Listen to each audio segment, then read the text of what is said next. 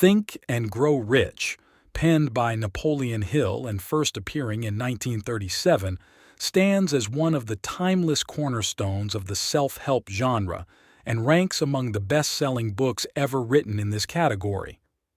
Conceived from the recommendation of the esteemed business tycoon Andrew Carnegie, Hill embarked on an extensive 20-year quest to dissect and document the lives of the era's most affluent and successful individuals. This seminal work, crafted amid the economic trials of the Great Depression, transcends mere financial advice, providing a profound exploration of the philosophy of personal achievement that applies across various spheres of life. The book encapsulates the distilled wisdom and strategies these eminent businessmen and thinkers reportedly utilized to accumulate their fortunes, offering a comprehensive overview of the essential principles they employed to realize their success. Here is a summary of the core principles, often referred to as the 13 Steps to Riches, as outlined in the book. Introduction. In the introduction of Think and Grow Rich, Napoleon Hill sets the stage for the reader, not only by outlining what to expect from the book, but also by introducing the concept of a secret formula for success that he claims to have discovered through years of research. This secret, which he suggests is interwoven throughout the book's chapters, is presented as a catalyst that has the power to transform one's life if understood and applied correctly. Hill tantalizes the reader with the promise of a secret so powerful that it has generated fortunes for more than 500 exceedingly wealthy men whom he carefully analyzed over a long period of years. He suggests that this secret can be found in every chapter of the book, implying that it is not directly stated but must be interpreted by each reader, based on their readiness to receive it.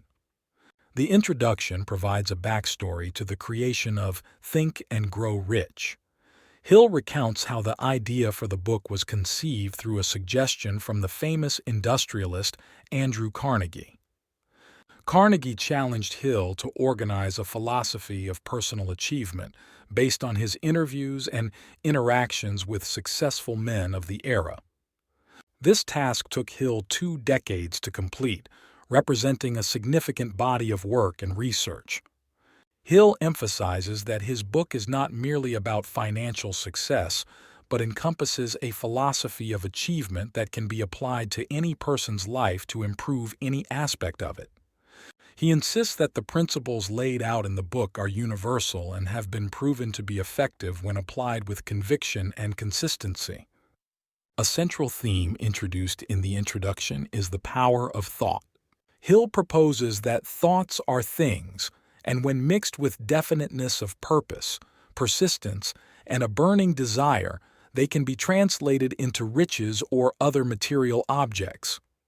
This concept forms the cornerstone of the book's philosophy. Hill points out that desire plays a critical role in the acquisition of success. He describes the starting point of all achievement as a strong, burning desire. The introduction sets up this premise, preparing the reader to understand how to harness and direct this desire to achieve their goals. The introduction serves as a motivational speech, encouraging readers to persevere through setbacks and failures.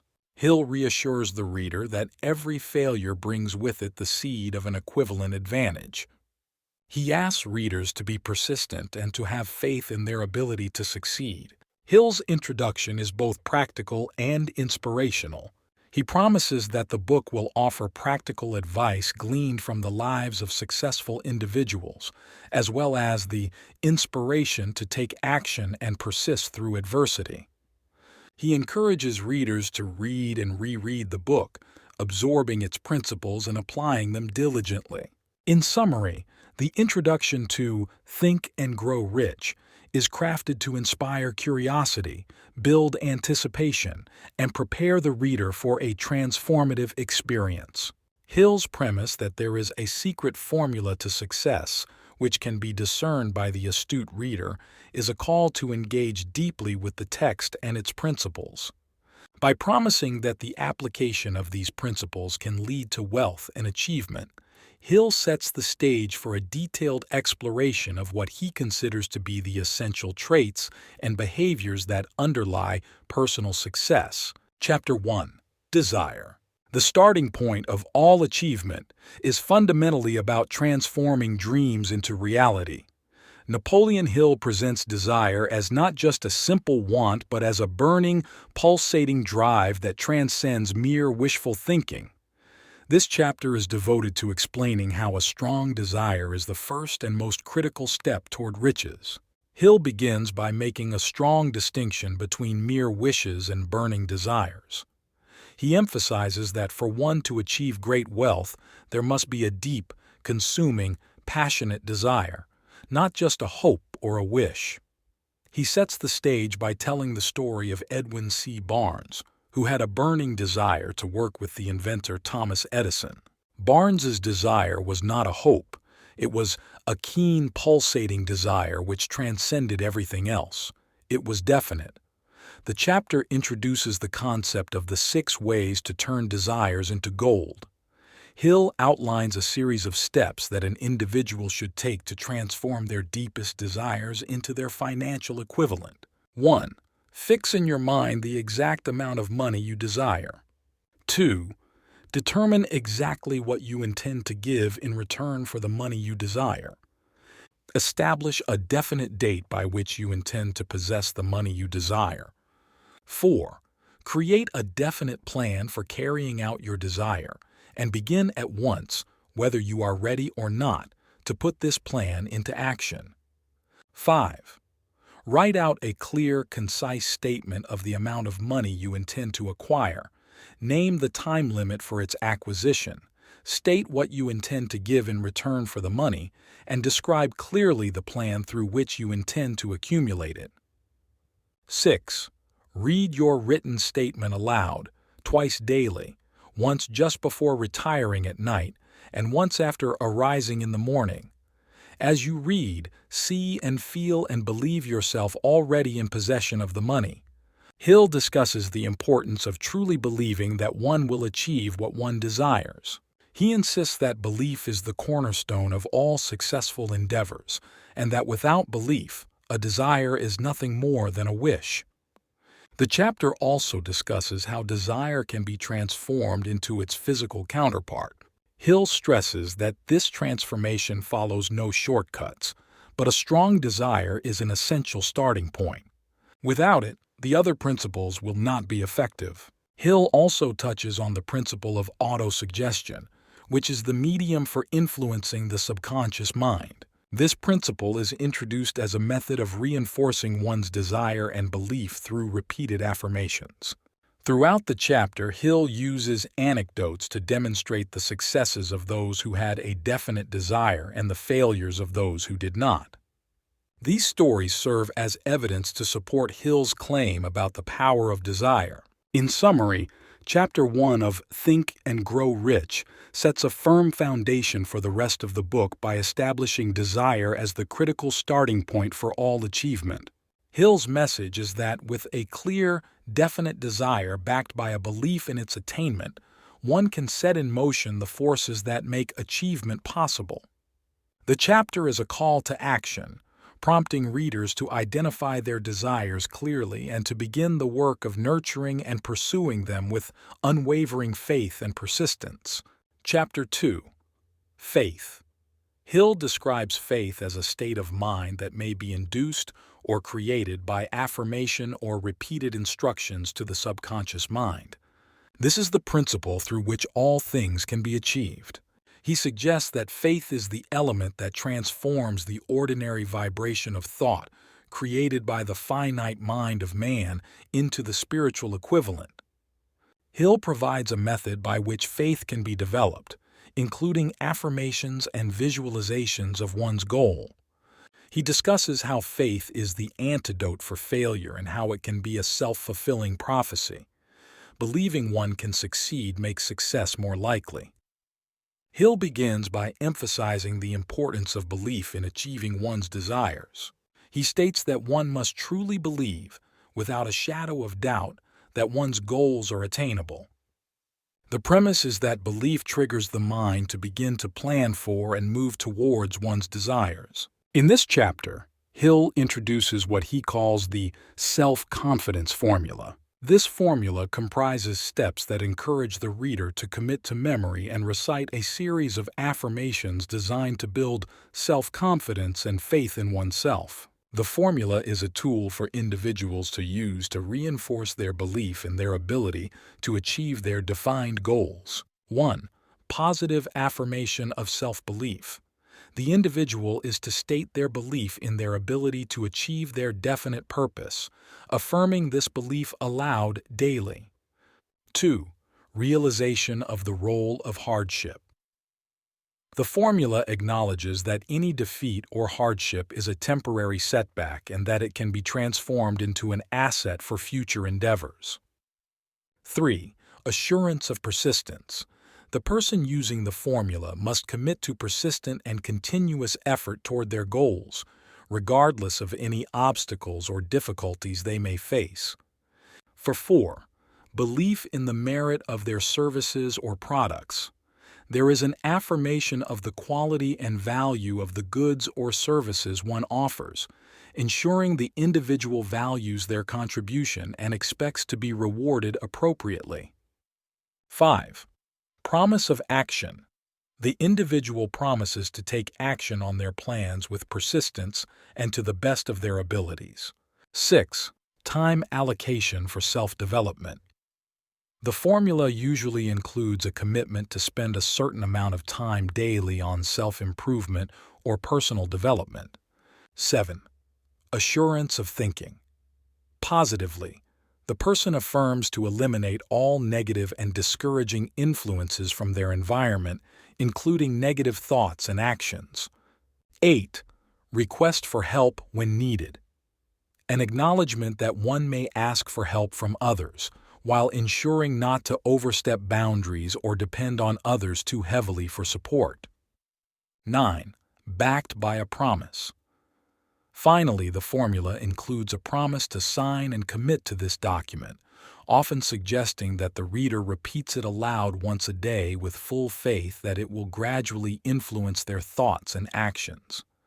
Hill describes the method of converting desire into its physical form. He asserts that visualization and belief work to focus the mind, enabling a person to tap into the subconscious and connect with the universe in a way that can make one's desires come true. The chapter delves into the connection between faith and the subconscious mind. Hill explains that faith acts as a bridge between the conscious mind and the subconscious mind. By convincing the subconscious mind to believe in the possibility of achieving a goal, the subconscious begins working to manifest that goal into reality. Hill warns that the subconscious mind can be influenced by negative emotions as easily as by positive ones. He lists specific negative emotions to avoid, such as fear and jealousy, which can impede the formation of the state of mind necessary for success. Autosuggestion is a term Hill uses to describe the technique of influencing the subconscious mind through focused, intentional thoughts. He describes faith as a state of mind which may be induced or created by affirmation or repeated instructions to the subconscious mind through the principle of autosuggestion. Hill suggests that skepticism and negativity can destroy faith. He argues for a positive outlook and an open mind as crucial for fostering a state of belief that can lead to success. Throughout the chapter, Hill uses anecdotes to illustrate how faith has played a central role in the achievements of various successful individuals. These stories are meant to provide tangible examples of how belief and faith have been crucial components in the realization of significant accomplishments. Hill concludes the chapter by emphasizing that faith is a state of mind that can be cultivated and developed. By choosing to believe in one's success and by repeating positive affirmations, one can condition the mind to act on those beliefs. This chapter, like others in Think and Grow Rich, concludes with actions that the reader can take to implement the principle of faith in their pursuit of success. Hill provides practical guidance on how to harness the power of belief to further one's objectives. thereby framing faith as an essential element in the quest for riches. Chapter 3. Autosuggestion. Chapter 3 delves into the concept of influencing the subconscious mind through self-administered suggestions. This chapter is crucial as it acts as the firmament upon which the bridge between desire, Chapter 1, and faith, Chapter 2, is built, enabling one to instruct their subconscious towards a desired goal. Here is an expanded view of Chapter 3. Autosuggestion is described by Napoleon Hill as a tool for influencing the subconscious mind, akin to a person whispering to themselves the tenets of their deepest desires and goals until those ideas take root and flourish. It is the agency of communication between the part of the mind where conscious thought takes place and that which serves as the seat of action for the subconscious mind. The process involves repetitive affirmation of one's desires and goals. By repeatedly focusing one's thoughts on these affirmations, the subconscious mind begins to accept them as truths.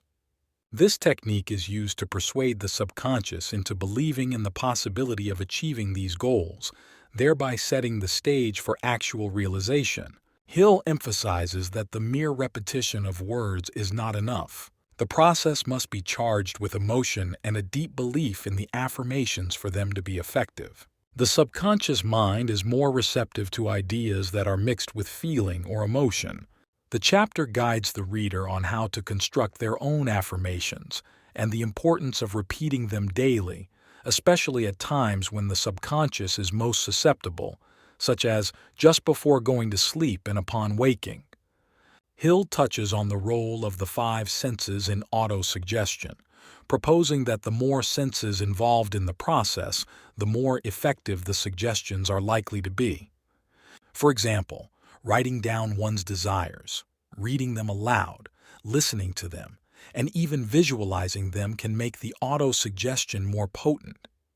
While Hill touts the power of autosuggestion, he also makes it clear that this process cannot achieve success in isolation. It is not a magic spell that can turn baseless wishes into reality. The effectiveness of autosuggestion is directly proportional to the underlying belief in the affirmations and the practical efforts made towards achieving the goals. Throughout the chapter, Hill illustrates how autosuggestion can influence one's actions and attract the opportunities necessary to achieve one's desires. He discusses how this principle can affect not only one's financial life but also their physical and mental health. Hill further elucidates the relationship between autosuggestion and the subconscious mind, stating that autosuggestion is the means of controlling the subconscious mind, not through force, but through a gentle, persistent influence. The chapter provides various examples of how historical figures have used autosuggestion to achieve remarkable feats. These examples serve as practical references for readers to understand how they might apply the principle in their own lives. In sum, Chapter 3 is pivotal in the Think and Grow Rich philosophy. It acts as a practical guide to programming one's mind towards the attainment of their defined objectives. Hill asserts that through disciplined and emotive repetition, autosuggestion can impress one's desires upon the subconscious, thereby mobilizing it towards goal-directed action. The reader is left with a clear impression that the conscious mind can, through habitual practice, use autosuggestion as a lever to move the subconscious into alignment with one's conscious desires and intents. Chapter 4. Specialized Knowledge. Chapter 4 expands on the idea that knowledge, in and of itself, is not power. It is only potential power and becomes powerful only when it is organized into definite plans of action and directed to a specific end. Napoleon Hill differentiates between general knowledge and specialized knowledge. General knowledge, no matter how vast or wide-ranging, has little use in accumulating wealth without the application of specialized knowledge. Specialized knowledge is more valuable because it can be used directly to achieve defined goals. Hill insists that success requires the coordination and application of knowledge with a definite purpose in mind. Hill explains that specialized knowledge doesn't necessarily have to come from traditional education. It can be acquired through various means such as personal experience, apprenticeships, professional training, reading, online courses, and lifelong learning. The key is to acquire knowledge that can be applied to one's advantage. The author discusses the importance of learning from one's own experiences and observations. Personal experiences can often be the source of valuable insights and specialized knowledge, which may not be available in formal educational settings. Hill touches upon the invaluable lessons learned from the School of Hard Knocks. The practical experiences gained from overcoming challenges and failures often impart a kind of specialized knowledge that is deeply personal and highly practical. The emphasis of this chapter is on the application of knowledge. Hill argues that knowledge is not truly power until it has been put into use through a practical plan. The application is what converts abstract knowledge into actual power.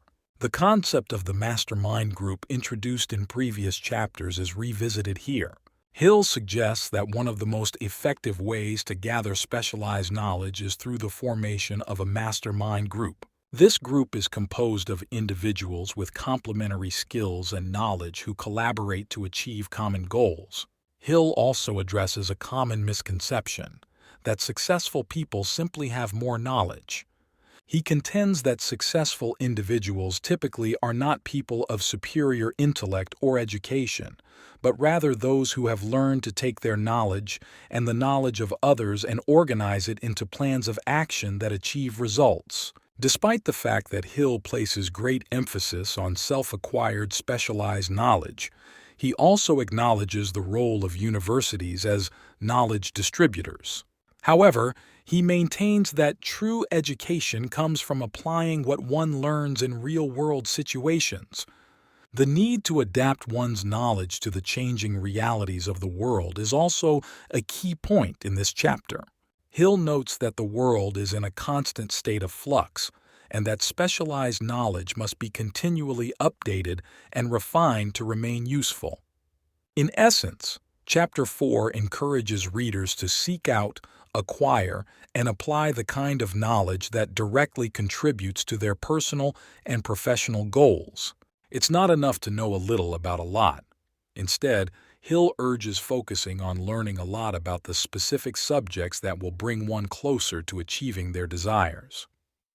The chapter concludes by reinforcing the idea that knowledge is only a potential power, and it is through the strategic application of this knowledge that one can unlock the door to personal achievements and financial success.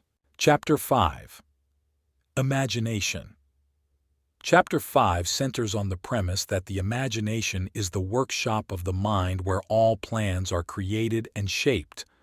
Napoleon Hill posits that humans have the unique ability to form images and ideas in their minds, and this capability is the starting point for all achievement.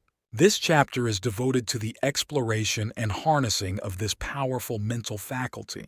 Hill distinguishes between two forms of imagination: synthetic imagination and creative imagination. 1. Synthetic imagination. This involves arranging old concepts, ideas, or plans into new combinations. It works with the material of experience, observation, and education that it has at its disposal. This form of imagination does not create anything outright but rather rearranges existing ideas into new patterns. 2. Creative imagination. This form, on the other hand, operates when the conscious mind is stimulated through desire to reach out to infinite intelligence. It is the faculty through which hunches and inspirations are received. It is the channel through which one recognizes new ideas and newly learned facts. Creative imagination works automatically, in the manner of a sixth sense, when the subconscious mind is vibrating at an exceedingly high rate, such as when fueled by a strong emotion or desire. Hill emphasizes that imagination, like any other skill, can and should be developed.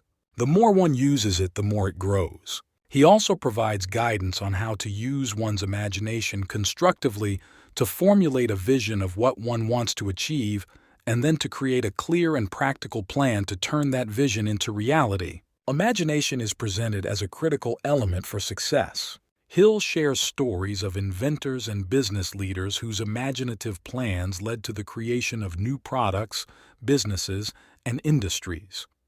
He argues that imaginative thinking is what distinguishes leaders from followers, and that with it, one can find solutions to seemingly insurmountable problems. One of the chapter's key focuses is the conversion of ideas into money. Hill explains that all successful businesses began as an idea that someone's imagination created. The ability to spot opportunities, to imagine potential products or improvements, and to visualize the path to making those ideas profitable is at the heart of entrepreneurship. Hill acknowledges that there are barriers to using one's imagination effectively, such as fear, indifference, and the refusal to go beyond what one knows. He advises readers to overcome these barriers by maintaining a childlike curiosity and a belief in the possibility of turning desires into reality. Collaboration with other people is also highlighted as a way to expand one's imaginative capabilities. By working with others, one can draw upon a wider range of experiences and perspectives, which can enhance creativity and lead to more effective problem solving. The chapter also touches on the importance of persistence. Hill notes that many of the world's greatest inventions were not immediately successful but were the result of continuous effort and the refusal to give up on an idea. In closing, Chapter 5 of Think and Grow Rich champions the power of imagination as the catalyst for innovation and success.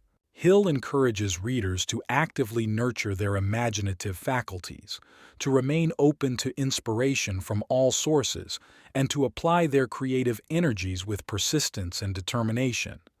By doing so, he assures that individuals can generate practical ideas that can be turned into wealth and advancement in any chosen field. Chapter 6.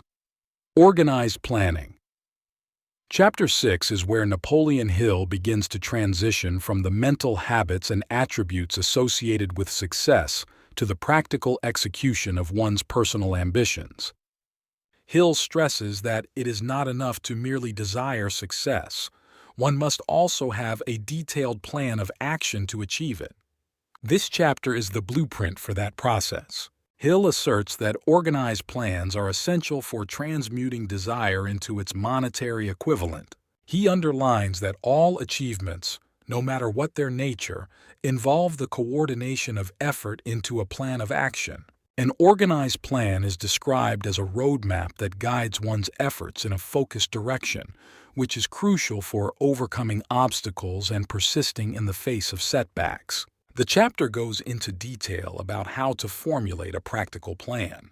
Hill advises that one should start with a clear and concise statement of one's major purpose, followed by a decisive amount of money or reward. Then, one must establish a definite date by which this purpose should be achieved. Hill emphasizes that planning is an ongoing process and not a one-time task. Plans are subject to change and must be adapted as one receives new information or faces unforeseen circumstances. This flexibility is key to navigating the path to success. A significant portion of this chapter is dedicated to the mastermind concept introduced earlier in the book. Hill states that no individual has sufficient experience, education, native ability, and knowledge to ensure the accumulation of a great fortune without cooperation from other people. A mastermind group provides the combined effort and knowledge necessary to create and execute a successful plan. Hill discusses the qualities that define a successful leader and the importance of leadership in carrying out an organized plan. He outlines essential leadership attributes, including courage, self-control, justice, definiteness of decision, definiteness of plans, and the habit of doing more than paid for, among others. The chapter touches on how to learn from temporary defeat. Hill suggests that every failure brings with it the seed of an equivalent advantage. Part of organized planning is being prepared to pivot and make the best of the lessons learned from the setbacks. Hill provides a list of common reasons why people fail to achieve their desired success. This list serves as a diagnostic tool to help readers identify and address their own potential weaknesses in their plans. Finally, Hill introduces a formula for creating a successful, organized plan which involves stating the desire, determining the exact amount of money or equivalent you intend to acquire, establishing a definite date, creating a clear plan, writing out a statement with all these details, and reading it aloud twice daily. This practice is meant to imprint the plan on both the conscious and subconscious mind. In summary, Chapter 6 serves as a crucial pivot point in Think and Grow Rich, moving from the psychological preparation to the tangible, actionable strategies that one must employ to grow rich. Hill's message is clear. Success is achieved through meticulous planning, persistent effort, and the intelligent direction of knowledge and cooperation. Through this chapter, Hill challenges readers to take a structured approach to their goals, harnessing the power of organized planning as the vehicle to turn their dreams into reality. Chapter 7. Decision. Chapter 7 underscores the importance of decisiveness in achieving success. Napoleon Hill views decision-making as a critical skill that all successful people must master. He believes that the habit of indecision is one of the major reasons for failure, and conversely, that those who reach decisions promptly and definitely know what they want and generally get it. Here's an expanded view of Chapter 7.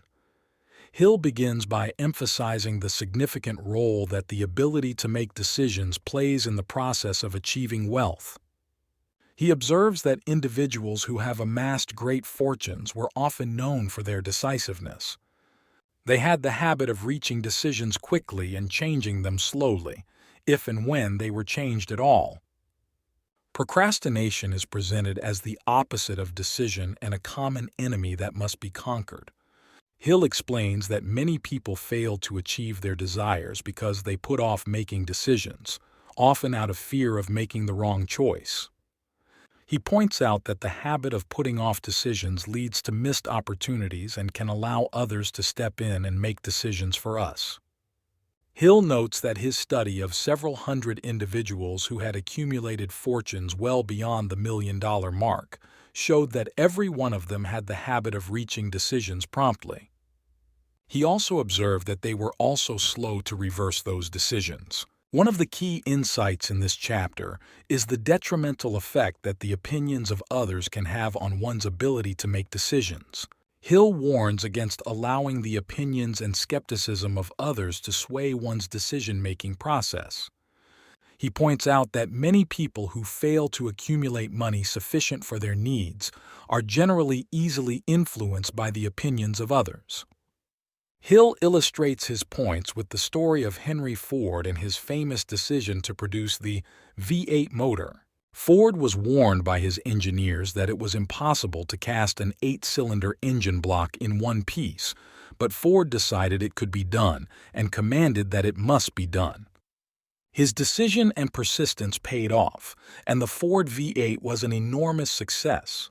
Further, Hill mentions the analysis of several thousand people who had little to no wealth, finding that lack of decision was a commonality among them.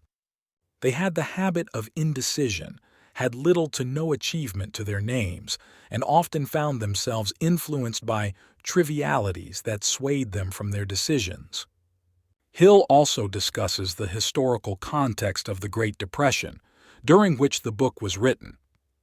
He notes that the Depression was a time when more than ever people needed to make firm decisions. It was a period of fear and uncertainty, which made the ability to make decisions even more crucial. Toward the end of the chapter, Hill touches upon the sixth sense, which he would elaborate on in later chapters. He intimates that the sixth sense will never function if indecision, doubt, and fear remain in the mind. They are closely related, and when one is present, the others are nearby. In closing, Hill reiterates that reaching a firm decision and following through with it is a common thread among those who achieve great success. He advises readers to have courage in their convictions and to act upon their decisions with persistence. Chapter 7 is pivotal in Think and Grow Rich, as it bridges the inner psychological preparation with the outer actions necessary for success. Hill challenges readers to become masters of decision-making, to act with courage and conviction, and to resist the paralysis that fear and doubt can create. This chapter serves as a call to arms, urging readers to make decisions confidently, to stand by them, and to let their decisiveness be a guiding force on the path to achieving their goals. Chapter 8. Persistence. Chapter 8 is dedicated to the sustaining effort required to achieve success. Napoleon Hill considers persistence to be an essential factor in the transmutation of desire into its monetary equivalent. He believes that persistence is a state of mind that can be cultivated, and with sufficient persistence, one can overcome almost any obstacle. This chapter explores the nature of persistence, its causes, and its role in the pursuit of success. Hill begins the chapter by defining persistence as the power of will. Willpower and desire, when properly combined, make an irresistible pair. Hill suggests that people who achieve great success are often characterized by their persistence. They have a definiteness of purpose, knowing what they want, and a burning desire to possess it. To help readers self-diagnose their level of persistence, Hill lists several symptoms of lack of persistence, including procrastination, lack of interest in acquiring specialized knowledge, indecision, the habit of relying on alibis instead of creating definite plans, and a willingness to quit at the first sign of defeat. Hill provides a formula for developing the habit of persistence, which involves 4 steps. 1. A definite purpose backed by a burning desire for its fulfillment. 2. A definite plan, expressed in continuous action. 3. A mind closed tightly against all negative and discouraging influences, including negative suggestions of relatives, friends, and acquaintances. 4. A friendly alliance with one or more persons who will encourage one to follow through with both plan and purpose. Hill then outlines some major causes of persistence, which include definiteness of purpose, desire, self-reliance, definiteness of plans, accurate knowledge, cooperation, willpower, and habit. He argues that these qualities must be mastered to develop persistence. Persistence is highlighted as a key attribute that should be shared among members of a mastermind group. The group's collective willpower can help bolster the individual's resolve and provide the necessary support to keep pushing forward. Hill discusses fear as the greatest enemy of persistence. He states that fear can be overcome and that mastery of fear will develop persistence. He returns to the 6 basic fears he mentioned in previous chapters, and reiterates that they must be conquered to achieve the persistence needed for success. Throughout the chapter, Hill recounts stories of individuals who had achieved great success through persistence. These stories are meant to illustrate how, despite multiple failures and obstacles, individuals who persist in their efforts are often able to achieve their goals in the end. Hill emphasizes that persistence is the direct result of habit. He argues that the habit of persistence is the habit of action. Without action, persistence is merely an empty word. Hill encourages readers to take persistent action toward their goals. In summary, Chapter 8 is a rallying cry for the power and necessity of persistent effort. Hill's message is clear. The path to success is long and fraught with challenges, but with persistent effort and the refusal to accept defeat, any goal is achievable. He stresses that persistence is not an inherent trait, but a habit that can be developed through practice and determination. By fostering a positive state of mind, aligning with supportive associates, and maintaining a steadfast commitment to one's plan, Hill assures readers that they can build the persistence necessary to overcome any obstacle and reach any objective. Chapter 9. Power of the Mastermind. Chapter 9 delves into the concept of collaborative effort and its significance in achieving success. Napoleon Hill presents the mastermind as a driving force that can empower individuals to attain greater heights than they might achieve alone. This chapter explains how collective brain power, experience, and skills can lead to a synergy that magnifies the accomplishments of each member of the group. Hill defines the mastermind as the coordination of knowledge and effort between two or more people who work towards a definite purpose in a spirit of harmony. He asserts that no individual may have great power without availing themselves of the mastermind. In the context of the book, this concept is particularly focused on economic success, but it is also applicable to other areas of personal achievement. Hill emphasizes that there are two key characteristics of the mastermind principle: economic and psychic. The economic advantage lies in the synergy and leverage created when individuals pool their resources, knowledge, and efforts for a common goal. The psychic aspect refers to the intangible spiritual forces that become available when a group of like-minded individuals focuses on a shared purpose. An essential element in forming a mastermind group is harmony among its members. Without harmony, the group cannot function effectively. Hill notes that the most successful alliances are those in which personal agendas are set aside for the collective goal and where the members are genuinely supportive of one another. Hill explains that by participating in a mastermind group, individuals can transform their plans into action more efficiently and effectively. The group serves as a brain trust, a panel of advisors who can offer diverse perspectives, feedback, and solutions that may not occur to an individual acting alone. Throughout the chapter, Hill outlines the qualities that are important for members of a mastermind group. These include loyalty, self-sacrifice, dedication to the group's goals, and an understanding of the group's purpose. He also stresses that members must bring a positive mental attitude to the group.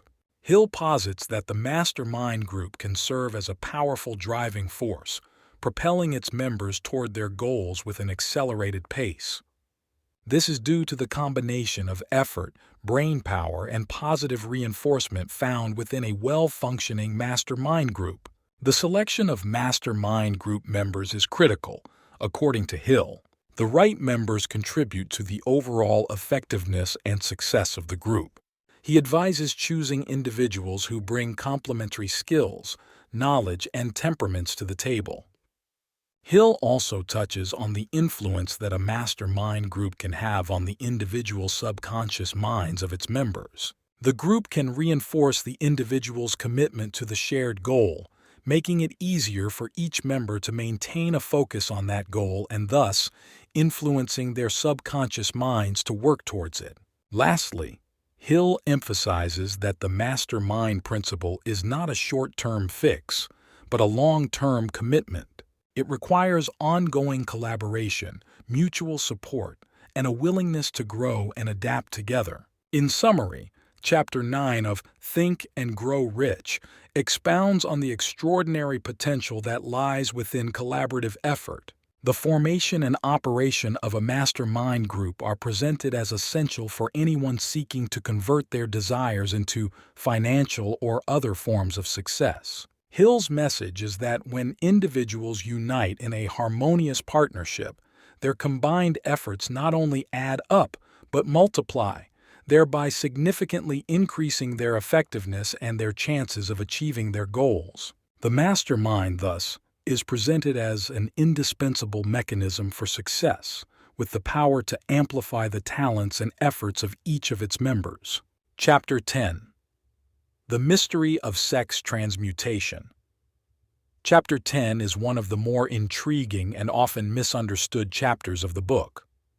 Napoleon Hill introduces the concept of sex transmutation as the process of converting sexual energy into other forms of energy that can be harnessed and redirected toward creative endeavors and the pursuit of one's goals. Hill begins by discussing the strength of sexual desire and its position as one of the most powerful human drives. He suggests that this strong desire can be transformed into a driving force for creativity, innovation, and achievement.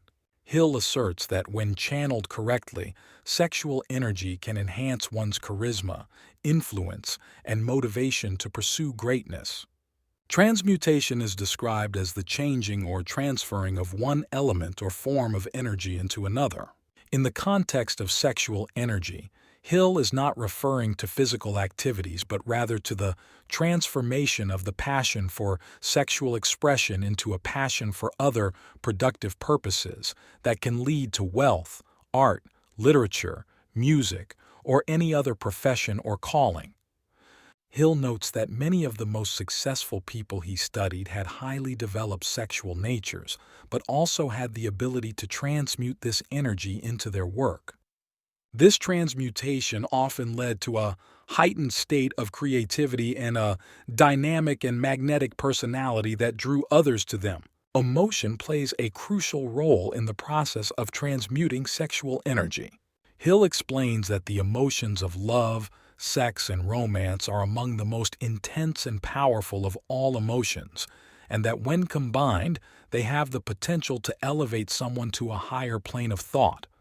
The chapter encourages finding creative outlets for this energy, suggesting that the suppression or misuse of sexual energy could lead to frustration or destructive behaviors. By finding a constructive outlet for this powerful force, one can potentially tap into a wellspring of endless creativity and drive. Hill delves into the subconscious mind's susceptibility to influence by emotions and desires, including sexual desires.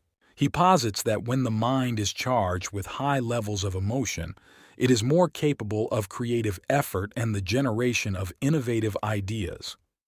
The chapter also touches on the impact of sex transmutation on personal relationships. Hill suggests that a harmonious partnership can provide emotional support and serve as an outlet for the emotional aspects of sexual energy, allowing for clearer focus on professional or artistic goals. Hill lists the 10 stimuli of the mind to which the subconscious responds most freely.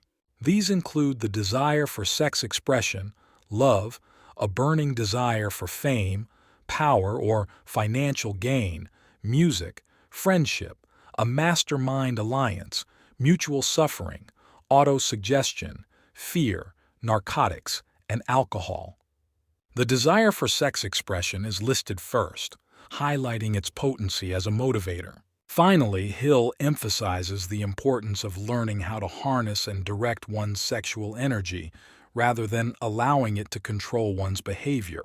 This mastery can lead to increased vitality, endurance, and the ability to engage in sustained creative effort. In summary, Chapter 10 is a study of the raw power of human desire and its potential to be redirected towards the accomplishment of one's goals. Hill explores the concept of sex transmutation as a way to leverage one's innate passions, transforming them into the drive necessary for achieving success in any endeavor. He advocates for a balanced and disciplined approach to harnessing this potent force, suggesting that when it is effectively directed, it can serve as a powerful source of creativity and personal power.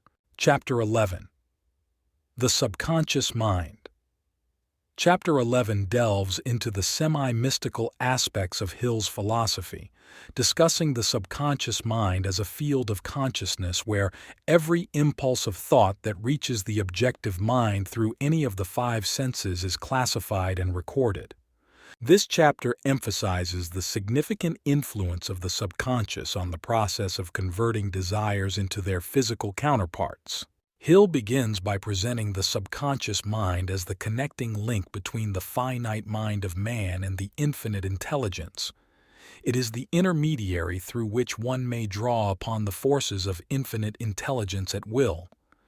The subconscious mind is characterized by Hill as a repository of thoughts and feelings. It acts on the dominant thoughts held within the conscious mind, whether these are positive or negative. This part of the mind works day and night to manifest in the individual's life what is impressed upon it. Hill outlines how the subconscious mind is influenced by thought impulses mixed with feeling or emotion. He distinguishes between negative emotions, such as fear and jealousy, and positive emotions, like love and enthusiasm. Positive emotions are the key to influencing the subconscious mind constructively. Hill lists the 7 major positive emotions as desire, faith, love, sex, enthusiasm, romance, and hope. These are the emotions that one should encourage and cultivate to influence the subconscious mind positively. Conversely, the 7 major negative emotions to be avoided are fear, jealousy, hatred, revenge, greed, superstition, and anger.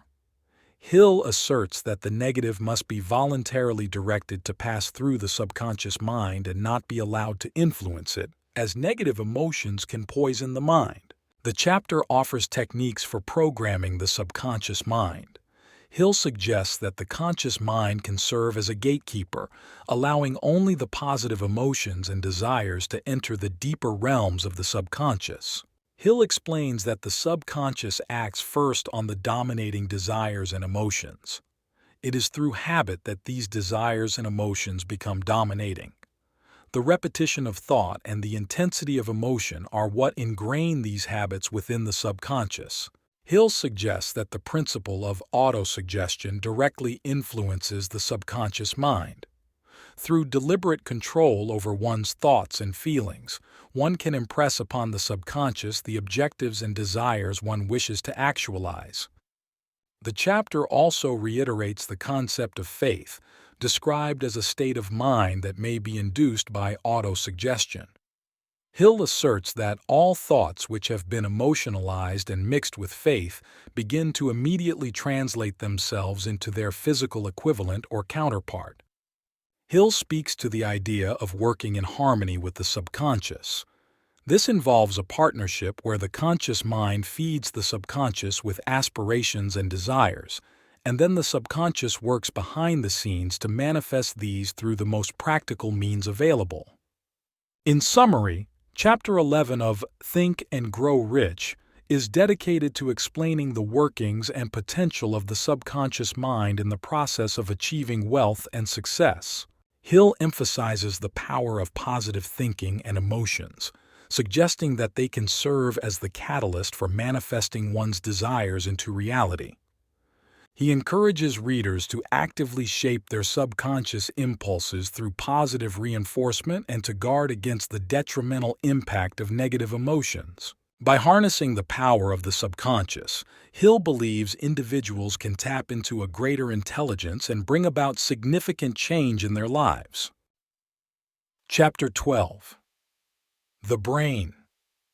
Chapter 12 is where Napoleon Hill explores the brain's function as a broadcasting and receiving station for thought. Hill postulates that every human brain is capable of picking up vibrations of thought which are being released by other brains. This chapter delves deeper into the concept of the mind in a quasi-spiritual sense, drawing parallels with the latest advancements in radio and other communications technologies of Hill's time. Hill begins by describing the brain as an organ that sends and receives thought vibrations. He suggests that the brain operates on principles similar to those of modern electronic communication devices. Every brain can be energized or stepped up to a high rate of vibration, allowing for interaction with other brains in a manner analogous to tuning into various frequencies on a radio. Hill characterizes thoughts as having a frequency and form that can be increased through emotions and desires. He posits that thoughts can be transmitted between individuals without the need for direct physical interaction. These ideas lead to the understanding that the mind can be developed and tuned to receive thoughts and ideas from external sources, a process that he refers to as thought transference or telepathy. The subconscious mind is described as the sending station of the brain, where thoughts are given their initial form as creative impulses. These impulses are then transmitted to the conscious mind, where they can be used to direct actions or further focused and transmitted to other brains. The chapter also casts the creative imagination as the receiving set in the brain, which can receive thoughts and ideas from outside sources, including other individuals or the infinite intelligence Hill refers to in other chapters. This aspect of the brain is what people tap into during moments of inspiration. Hill emphasizes the role of emotions in increasing the vibration of thought.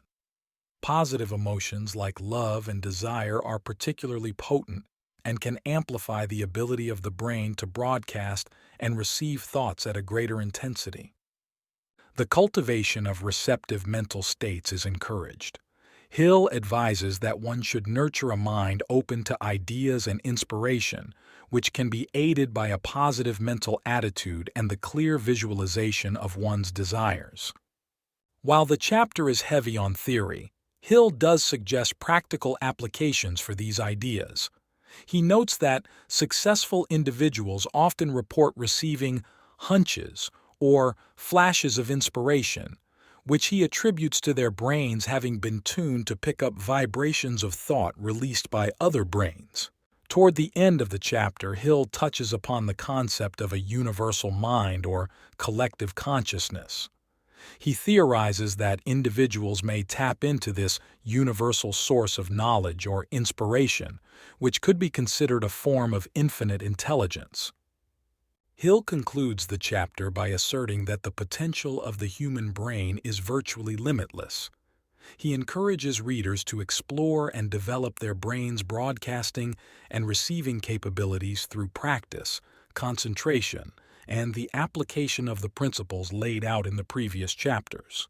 In summary, Chapter 12 of Think and Grow Rich is Hill's attempt to encapsulate the esoteric aspects of his philosophy, portraying the brain as a powerful entity capable of influencing and being influenced by a universal flow of thoughts and ideas. By understanding and leveraging the brain's inherent capabilities, Hill believes that individuals can greatly enhance their ability to achieve their personal and financial goals. Chapter 13. The Sixth Sense. Chapter 13 is often considered the culmination of Napoleon Hill's philosophy. This chapter delves into the concept of a sixth sense, a creative imagination that serves as a portal to sources of wisdom and ideas beyond ordinary comprehension. Hill describes this sense as an inner guide, an infinite intelligence that provides flashes of insight, hunches, and inspirations that cannot be attributed solely to one's own knowledge and experience. Hill proposes that the sixth sense is the mechanism through which one can communicate voluntarily, without effort or demand, with sources of inexhaustible knowledge. This communication is said to be the apex of human potential and is accessible to every individual who follows the principles laid out in the previous chapters. The sixth sense is described as an entirely mental phenomenon that doesn't rely on the physical senses. It's an understanding without rational explanation that comes from tapping into the subconscious mind. Hill likens it to a form of universal intelligence, a spiritual force that provides clarity and understanding. The chapter re-emphasizes the importance of the subconscious mind in accessing the sixth sense. The subconscious is portrayed as the intermediary between the finite mind of humans and the infinite intelligence of the cosmos. By mastering the earlier principles of faith, autosuggestion, and specialized knowledge, one prepares the subconscious to receive and interpret the insights of the sixth sense. Hill shares personal experiences and anecdotes to illustrate the sixth sense at work. He recounts instances where a sudden flash of insight or inspiration led to a breakthrough or decision that had a profound impact on one's life and success. These stories serve to demonstrate how the sixth sense can seemingly provide answers and solutions spontaneously. While the sixth sense cannot be invoked at will, Hill provides guidance on cultivating the conditions in which it may emerge. He stresses the importance of a clear mind, free from worries, fears, and distractions. The state of relaxation and openness to experience is key to allowing the sixth sense to function. Hill also explores how dreams and visions can be manifestations of the sixth sense. He encourages readers to pay attention to their dreams as potential messages from the subconscious mind, providing insights that might not be accessible during the waking state. The readiness to accept and act upon the guidance provided by the sixth sense is vital. Hill advises that one must be prepared to receive this guidance, which means having a mind conditioned by the principles he's outlined throughout the book. Hill's discussion of the sixth sense balances the practical steps of achieving success with a more spiritual exploration of human potential. He acknowledges that while the sixth sense may seem supernatural, it can be developed and honed through discipline and a deep understanding of the interconnectedness of all things. In summary, Chapter 13 is the philosophical capstone of Think and Grow Rich, providing a glimpse into what Hill perceives as the pinnacle of human thought. The sixth sense, as presented by Hill, is a gateway to tapping into greater wisdom and insight, offering guidance that transcends conventional thought processes. Hill posits that through the mastery of the principles outlined in his book, an individual can develop the ability to access this inner guide and dramatically enhance their ability to achieve personal and financial success. Throughout the book, Hill emphasizes the importance of an individual's mental attitude and discipline over circumstances and luck.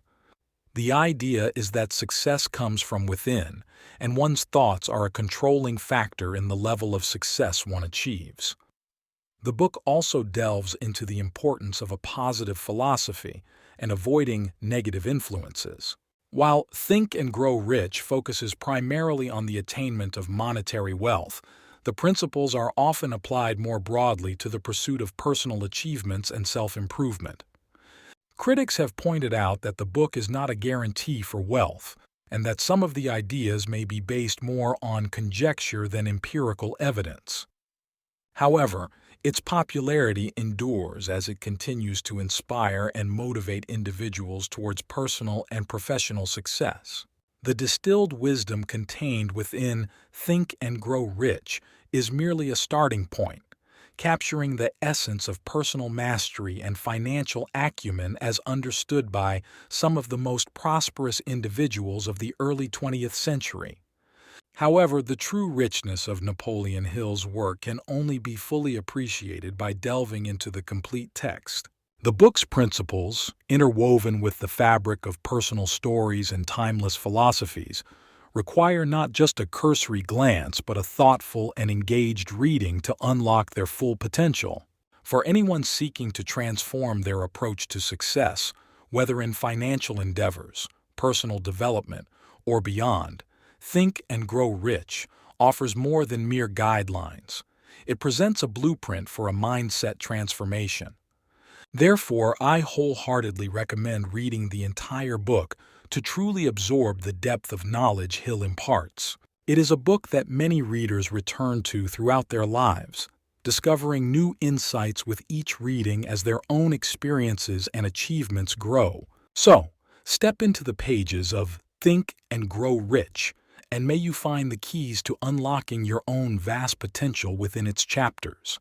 Disclaimer: the summary provided herein is intended for educational and informational purposes only, as a brief synopsis of Think and Grow Rich by Napoleon Hill. This overview is meant to offer a condensed understanding of the original work's key points, and is not a substitute for the comprehensive insights and depth found in the full text. Readers are strongly encouraged to support the original work by purchasing and reading the complete book, which contains the detailed principles and anecdotes designed to guide towards personal and financial success. Please consider this summary as a bridge to the full experience that Napoleon Hill's seminal work offers.